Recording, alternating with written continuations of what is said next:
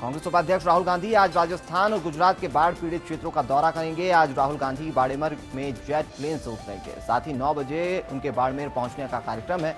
वे सुबह 10 बजे से लेकर 11 बजे तक जालौर, सिरोही, पाली स्थित कई जगहों का हवाई सर्वे भी करेंगे। इसके बाद सांचौर में उनका 5 जगह लोगों से मिलने का कार्यक्रम तय है। राहुल 1 बजे गुजरात के बाढ़ प्रभावित इलाके का दौरा करने पहुंचेंगे।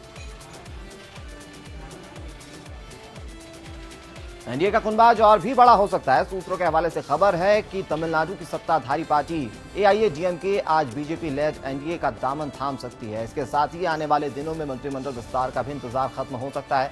विस्तार में एआईएडीएमके और जेडीयू को जगह मिल सकती है। एआईएडीएमके के पास लोकसभा में 37 सीटें हैं। एनडीए में एआईएडीएमके शामिल होने के बाद अब एनडीए की लोकसभा में कुल सीटें 373 हो जाएंगी, जबकि एआईएडीएमके के पास राज्यसभा में 13 सीटें हैं। एआईएडीएमके के एनडीए में शामिल होने के बाद एनडीए की कुल सीटें राज्यसभा में 101 हो जाएंगी।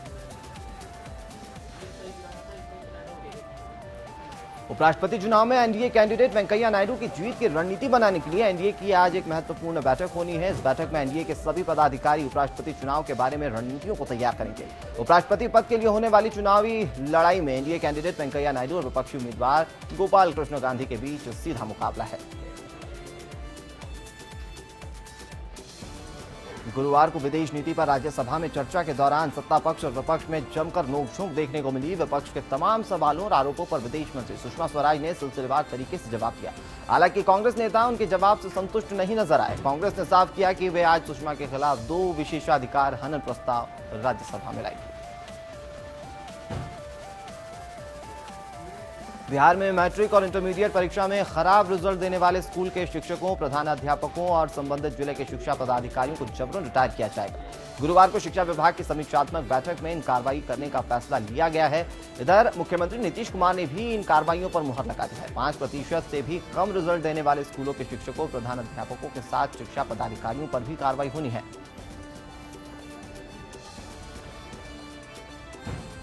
बिहार में महागठबंधन में टूट से नाराज जेडीयू पार्टी के सांसद और पार्टी के पूर्व अध्यक्ष शरद यादव ने बगावत के रास्ते की तरफ एक और कदम बढ़ा दिया है। आने वाले 19 अगस्त को पटना में होने वाली राष्ट्रीय कार्यकारिणी से 2 दिन पहले 17 अगस्त को शरद यादव दिल्ली में एक सांप्रदायिकता पर सेमिनार करेंगे। विपक्षी एकता दिखाने के लिए इस सेमिनार में कांग्रेस, एनसीपी, वाम दलों के साथ आरजेडी को भी न्योता दिया गया है। साथ ही अपनी पार्टी को इस आयोजन से दूर रखा है। गुरुवार को चाला घोटाला मामले में बिहार के पूर्व मुख्यमंत्री और आरजेडी के राष्ट्रीय अध्यक्ष लालू प्रसाद यादव गुरुवार को सीबीआई के विशेष कोर्ट में उपस्थित हुए। लालू से जुड़े 4 मामले में सुनवाई गुरुवार से शनिवार तक के लिए डे टू डे होनी है। लालू यादव आज और कल यानी कि 5 अगस्त को भी अदालत के सामने उपस्थित होंगे। कल का भी है। कल तो डीओपीटी का ही गवाही का संबंध दिया गया है। अभी तक तो उसका कोई रिपोर्ट नहीं आया है। अब देखिए कल क्या होता है। क्योंकि हाँ रहेंगे। आज उत्तर प्रदेश के मुख्यमंत्री योगी आदित्यनाथ दिल्ली में रहेंगे। खबर है कि योगी आदित्यनाथ पीएम मोदी और अध्यक्ष अमित शाह के निर्देशों पर दिल्ली आ रहे हैं। दोनों से मुलाकात के दौरान यूपी सरकार और संगठन पर चर्चा होगी। सूत्र बता रहे हैं कि योगी आदित्यनाथ ने अमित शाह के लखनऊ दौरे के दौरान कहा था कि प्रदेश में संगठन चला रहे कुछ पदाधिकारी जरूरत से ज्यादा ही सरकार के काम में दखल दे रहे हैं।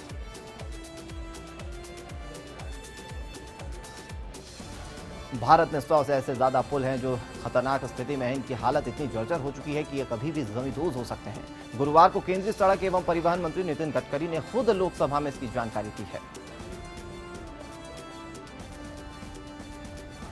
सीएम योगी आदित्यनाथ ने गुरुवार को यूपी में परिवहन की कई योजनाओं का लोकार्पण और शिलान्यास किया है। इन योजनाओं में प्रदेश के 66 जनपदों में 75 बस स्टेशनों पर वाईफाई सेवा शुरू करने के साथ ही नए bus station, automatic testing track और कई जिलों में सारथी भवन और 10 वाटर स्टैंड, एटीएम भी शामिल हैं।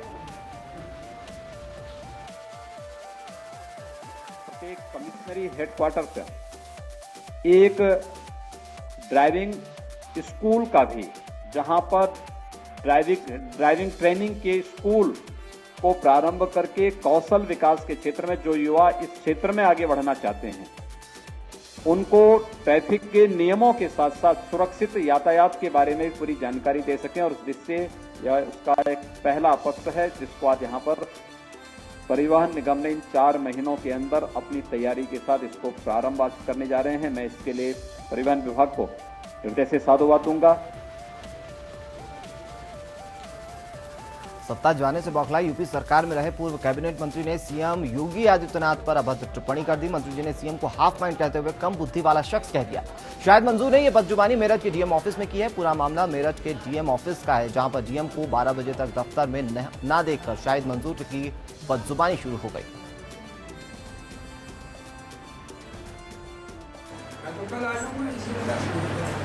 लेकिन योगी के आदेश का क्या हुआ? 9 बजे तो सर पब्लिक ही नहीं आ तो आदेश देने वाला हाफ माइंड है, फिर उसकी बुद्धि खराब है। सूबे के डिप्टी सीएम दिनेश शर्मा ने गुरुवार को वीर बहादुर सिंह पूर्वांचल विश्वविद्यालय जौनपुर में जीएसटी पर आयोजित गोष्ठी को संबोधित किया है। इस मौके पर दिनेश शर्मा ने कहा कि जीएसटी देश के लिए एक वरदान है। यूपी में करोड़ों लोगों ने रजिस्ट्रेशन करा लिया है। डिप्टी सीएम ने कहा कि टैक्स से सरकार को लाभ मिलेगा, जिससे सरकार देश को विकास के रास्ते पर ले जाने का काम करेगी।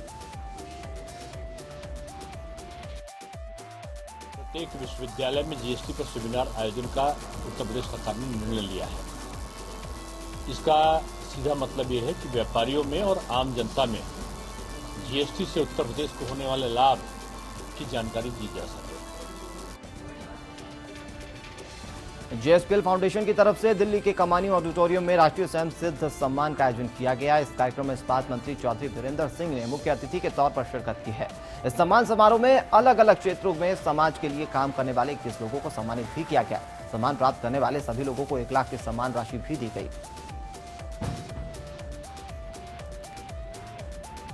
भारत और चीन की बढ़ती जुबानी जंग और सीमा विवाद के बीच कई ऐसी खबरें हैं जो सामने आ रही हैं। इस असर से देश के व्यापारी भी चिंतित हैं। कानपुर के व्यापारियों ने चीन के खिलाफ उसकी आर्थिक रीढ़ तोड़ने यानी कि उसके सामानों को भारतीय बाजारों से बाहर करने का फैसला किया है। उन्होंने सरकार से चाइनीज सामानों पर बैन लगाने की भी मांग की है। हमेशा विश्वासघात किया है चाइना ने, चाहे वो सिक्किम अरुणाचल की सीमाएं हो। चीन के उत्पादों को हिंदुस्तान में बैन करो, चीनी कंपनियों को बाहर भगाओ। एक नारा होगा हमारा, चीनी उत्पाद भारत छोड़ो, चाइना कंपनियां भारत छोड़ो। मध्य प्रदेश के रायगढ़ में आने वाले खिलचीपुर नगर पंचायत के अध्यक्ष दीपक नागर को महिला पार्षद ने चप्पलों से पीट डाला। पिटाई करने वाली महिला ने आरोप लगाया कि नगर पंचायत अध्यक्ष उसके साथ अश्लील हरकत करता था और उसे घर बुलाता था। इसे लेकर पीड़िता ने थाने में शिकायत भी दर्ज करवाई है। पूरे मामले पर नगर पंचायत की ओर से अभी तक कोई सफाई नहीं आई।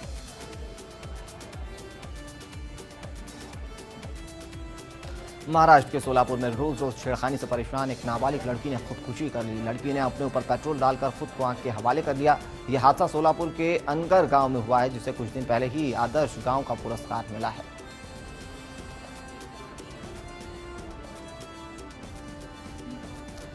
समुद्र में नशे के जखीरे के साथ पकड़े गए हेनरी नाम के जहाज को पोरबंदर ले जाया गया है। अब जांच एजेंसी इस पूरे मामले की जांच में जुटी गई है।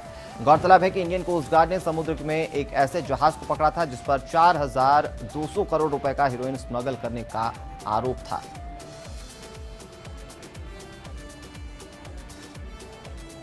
हल्द्वानी के चोरगलिया के पास नांदौर नदी के पार एक वृद्धा का अंतिम संस्कार करने गए आमखेड़ा गांव के 19 लोग नदी के जलस्तर बढ़ने के चलते दूसरी ओर फंस गए। चोरगलिया के पास बहने वाली नांदौर नदी पहाड़ों से होकर बरसात से एकदम उफान पर है। इसकी वजह से आमखेड़ा के 19 लोग नदी के दूसरे छोर पर फंस गए।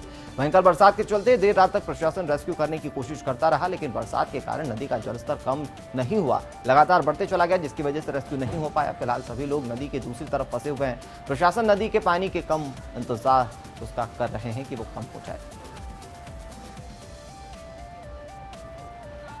सीएनटी एसपीटी एक्ट में संशोधन के प्रस्ताव को निरस्त करने का फैसला झारखंड सरकार ने लिया है। आदिवासी परामर्शदात्री परिषद की बैठक में तय किया गया कि सरकार अब विकास के कार्यों के लिए जमीन की आवश्यकताओं को पूरा करने के लिए दूसरा कोई उपाय निकालेगी। यह फैसला टीएसी की बैठक के सदस्यों के विरोध को देखते हुए लिया गया। आगरा के जगदीशपुरा थाना इलाके में बीती रात पुलिस और बदमाशों के बीच भिड़ंत हुई। बदमाशों ने पुलिस टीम पर भी फायरिंग कर दी, जिसके जवाब में पुलिस की फायरिंग में एक बदमाश घायल हो गया, जबकि एक बदमाश वहां से फरार होने में कामयाब रहा। पुलिस फरार बदमाशों की तलाश में जुट गई है।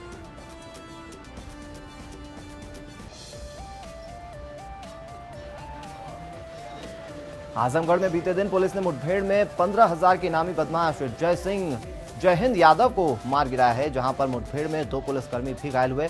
पुलिस के मुताबिक मृतक बदमाश अकेला था, उसके पास 9 mm की पिस्टल भी बरामद हुई है। जय हिंद कई वर्षों से अपराध कर रहा था और अंतर जनपदीय स्तर पर यह बदमाश था। रांची पुलिस की प्रताड़ना से परेशान होकर एक युवक ने पेड़ से लटक कर आत्महत्या कर लिया। आत्महत्या से पहले युवक ने सुसाइड नोट भी लिखा। अपने सुसाइड नोट में लिखा था कि चुटिया थाना के पुलिस व्यवहार से विक्षुब्ध होकर अपनी जान दे रहा है। उसने अपने पिता को पुलिस के जुल्म से बचाने की भी गुहार लगाई थी। वहीं इस मामले में डीआईजी ने कहा कि जांच की जा रही है और जो भी दोषी होगा उस पर कार्रवाई होगी। लखनऊ की गोमती नगर पुलिस ने मसाज पार्लर के नाम पर देह व्यापार का गोरख धंधा करने वाले गिरोह का भंडाफोड़ किया है। इसमें शामिल 12 लोगों को गिरफ्तार कर लिया जा चुका है। गिरफ्तार आरोपियों में 7 युवतियां हैं, जबकि 5 पुरुष शामिल हैं। थाई वेलनेस मसाज पार्लर के नाम से यह धंधा चल रहा था। लखनऊ में 1 करोड़ की पुरानी करेंसी के साथ पुलिस ने 3 लोगों को गिरफ्तार किया। आरोपी होंडा सिटी कार में एक बैग में रखकर यह करेंसी बदलने के फिराक में थे। उससे पहले ही गोमती नगर पुलिस ने गोमती नगर के SRS मॉल के पास गिरफ्तार कर लिया। पुलिस अब इस करेंसी के मालिक तक पहुंचने के लिए इनसे पूछताछ कर रही है, साथ ही खुद भी छानबीन में जुटी हुई है। उत्तर प्रदेश में महिलाओं की चोटी काटे जाने की शिकायतों का आना जारी है। ताजा मामला हापुड़ से सामने आया है, जहां पर एक महिला ने सोए वक्त किसी द्वारा चोटी काट जाने की शिकायत दर्ज करवाई है। हालांकि प्रशासन ने लोगों से कहा है कि वे किसी भी अफवाह पर ध्यान नहीं दे कि किसी की शरारत भी हो सकती है। उत्तर प्रदेश में कई जगहों में महिलाओं की चोटी काटे जाने की खबर के बीच गुरुवार को कुशीनगर में भी ऐसी घटना से हड़कंप मच गया। तुरपट्टी बाजार चौराहे के पास रहने वाले एक कक्षा 8 की छात्रा की चोटी रहस्यमय तरीके से कट गई। खबर आम होते ही गांव में हड़कंप मच गया और महिलाओं में दहशत का माहौल है। मेरठ में लगातार अवैध बिल्डिंगों पर कार्रवाई की जा रही है। मेरठ में अभी तक बड़ी बिल्डिंगें तोड़ी जा चुकी हैं। इन बिल्डिंगों में दुकान खरीदने वाले और रहने वाले लोग अब सड़कों पर आने के लिए मजबूर हो चले हैं। सीधे तौर पर प्रशासनिक अधिकारियों पर गंभीर आरोप भी लगाए जा रहे हैं। बीते दिन लोगों की शिकायत को लेकर पूर्व मंत्री शाहिद मंसूर ने डीएम से मुलाकात की है, लेकिन डीएम ने मुलाकात ना हो पाने की वजह से वे बेरंग लौट गए। मुरादाबाद जनपद में आज देर शाम कचहरी परिसर से एक कैदी पुलिसकर्मी को चकमा देकर सरेराह फरार हो गया। इसके बाद मुरादाबाद पुलिस में हड़कंप मच गया है। आनन फानन में नाकेबंदी कर फरार कैदी को तलाश किया जाने लगा। मुरादाबाद जिला कारागार में पिछले 3 साल में बंद कैदी आदित्य अपहरण और हत्या के मामले में कोर्ट में पेशी पर लाया गया था। रायबरेली में एक कलयुगी देवर ने रिश्तों को कलंकित कर डाला। उसने अपनी भाभी को ही हवस का शिकार बनाना चाहा। हालांकि जब वो कामयाब नहीं हो पाया तो उसने अपनी भाभी पर मिट्टी का तेल डालकर जिंदा जलाने की कोशिश कर दी। पीड़िता लगभग 60% से ज्यादा जल चुकी है। जिला अस्पताल में पीड़िता को भर्ती कराया गया है, जहां पर वो जिंदगी और मौत के बीच लड़ रही है। आरोपी देवर फिलहाल फरार है।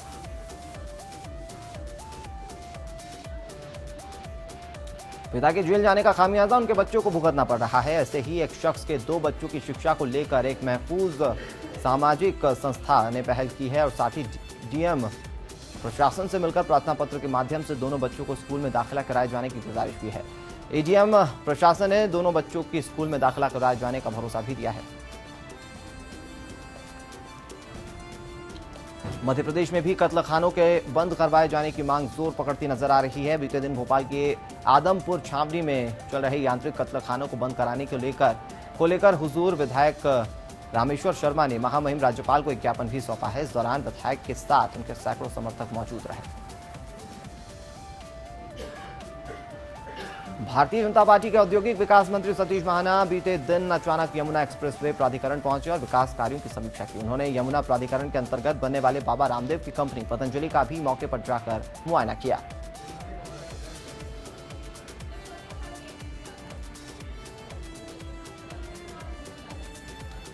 कश्मीर में आतंकवादियों से लोहा लेते हुए उत्तराखंड का एक और लाल शहीद हो गया। मूल रूप से अल्मोड़ा के कलाली छीना के रहने वाले मेजर कमलेश पांडे जम्मू कश्मीर के शोपिया क्षेत्र में बुधवार देर रात आतंकियों से लड़ते हुए शहीद हो गए। आज रानीबाग स्थित चित्रशिला घाट में सैन्य सम्मान के साथ शहीद मेजर कमलेश पांडे की अंत्येष्टि की जानी है। कमलेश पांडे की शहादत पर उनके परिजन और गांव में गम का माहौल है, लेकिन हर कोई गर्व कर रहा है। भारत पाकिस्तान सीमा मार्च 2018 तक पूरी तरह से सील हो जाएगी। बीएसएफ एक स्मार्ट फेंस तैयार करने जा रहा है, जिसे भेदकर भारत में आना आसान नहीं होगा। बीएसएफ के महानिदेशक के शर्मा ने जानकारी दी है।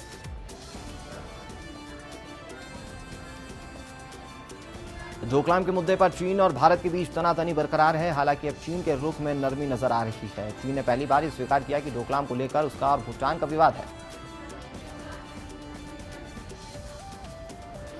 अमेरिकी राष्ट्रपति डोनाल्ड ट्रंप ने बुधवार को एक इमिग्रेशन पॉलिसी का ऐलान किया है, जिसके जरिए कई लोगों को मेरिट के आधार पर अमेरिका में रहने का कार्ड मिल सकता है। अगर ये प्रस्ताव अमेरिका की कांग्रेस में पास होता है तो फिर इसे सीधे तौर पर भारत समेत कई देशों से फायदा होगा।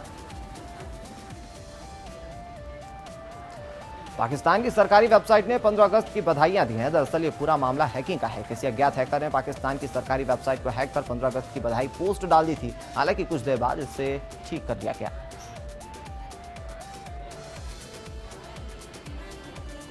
अमेरिका के नए प्रतिबंध पर रूस ने कड़ा ऐतराज जताया है। रूसी प्रधानमंत्री दिमित्री मेदवेदेव ने कहा कि रूस पर अमेरिका प्रतिबंध पूर्ण रूप से ट्रेड वॉर की घोषणा की तरह है। उन्होंने ये भी कहा कि डोनाल्ड ट्रंप की तरफ से नए प्रतिबंध पर हस्ताक्षर किया जाना दर्शाता है कि वे कितने लाचार हैं। राखी का त्योहार करीब है। ऐसे में इसे लेकर बच्चों में खासा उत्साह भी देखा जा रहा है। आज बाघा बॉर्डर पर स्कूल छात्राओं ने बीएसएफ जवानों को राखी बांध उनके लिए दुआएं भी मांगी हैं। स्कूली बच्चों ने इसके साथ ही बीटिंग रिट्रीट का भी लुत्फ उठाया। भारत माता की जय के नारे भी लगाए। कोलंबो टेस्ट के पहले दिन बल्लेबाज चेतेश्वर पुजारा और अजिंक्य रहाणे की शतक के बदौलत टीम इंडिया मजबूत स्थिति में है। ऐसे में दिन का खेल खत्म होने तक भारत ने 3 विकेट खोकर 344 रन बना लिए थे। आज मैच का दूसरा दिन है। भारतीय क्रिकेट टीम के धाकड़ बल्लेबाज रोहित शर्मा श्रीलंका के खिलाफ खेले जा रहे मौजूदा टेस्ट सीरीज छोड़कर अपने घर मुंबई लौट आए हैं। रोहित रूटीन मेडिकल चेकअप के लिए घर वापस लौटे हैं।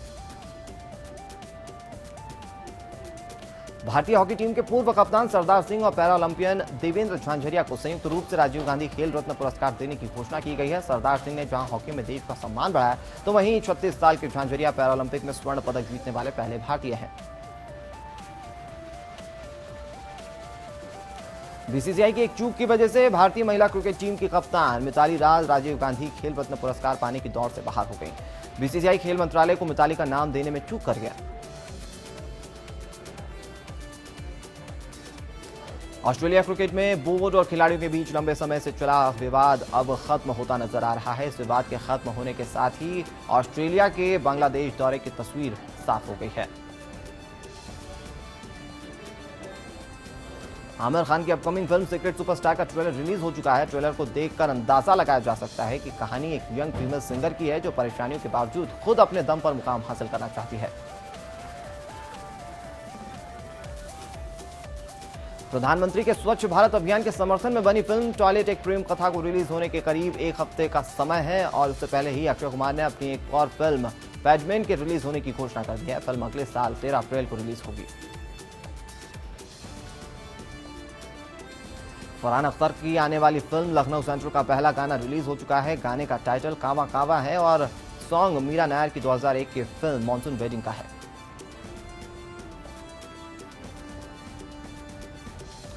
इन दिनों प्रियंका चोपड़ा अपने लोकप्रिय अमेरिकी टीवी धारावाहिक क्वांटिको के तीसरे संस्करण की तैयारियों में बिजी हैं। वहीं अब प्रियंका के इस शो के साथ ऑस्कर पुरस्कार विजेता अभिनेत्री मार्ली मर्टिन भी जुड़ गई हैं। मार्ली का कहना है कि वे अभिनेत्री प्रियंका चोपड़ा के साथ काम करने को लेकर बेहद उत्सुक हैं। मध्य प्रदेश के जबलपुर के उपभोक्ता फोरम ने महानायक अमिताभ बच्चन और नवरत्न तेल निर्माता कंपनी इमामी के भ्रामक प्रचार को लेकर दायर किए गए परिवाद पर सुनवाई करते हुए जवाब तलब किया है। उनसे पूछा गया कि नवरत्न ठंडा ठंडा कूल कूल कैसे है।